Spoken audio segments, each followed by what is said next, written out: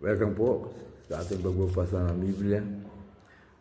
Dito po tayo sa power of the Word of God.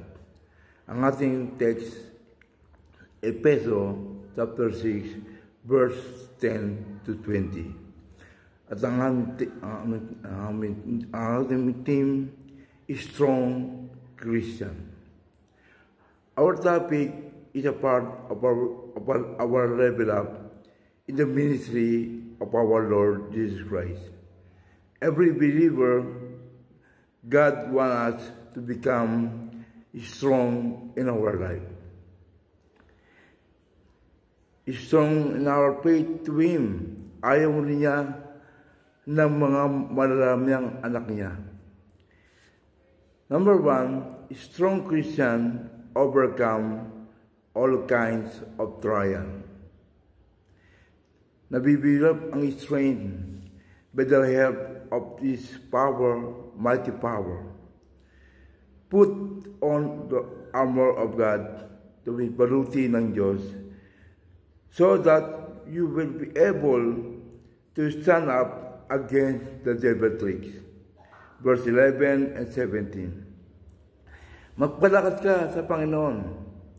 Hindi mo makukuha yan, huwag lagi nakakala sa church. Kailangan nakakonect ka sa Kanya. Number 2, strong Christian defeat the enemy. Ourselves, yun ang kalabanan niya. Kailangan talunin natin yan sa ating sarili. The spirit of evil, the world,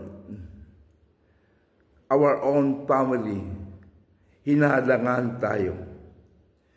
Sabi sa verse 16, taglayin ninyo, carry faith, ang kalasag ng pananalig kay Kristo.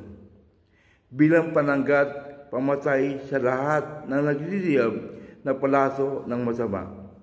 Ito yung tawag na barring arrow of devil. Prayer, lagi tayong manalangin. Magbasa na tayo ng salita ng Diyos sa patubay na Kanyang banal na Espiritu. And the third, strong Christian follow what God's will. Hindi nagagawa ng mga weak Christian ang humayo. Tanging mga strong Christian lamang ang makagawa ng paghayo, pag-akay, at pagpapahayag ng salita ng Diyos.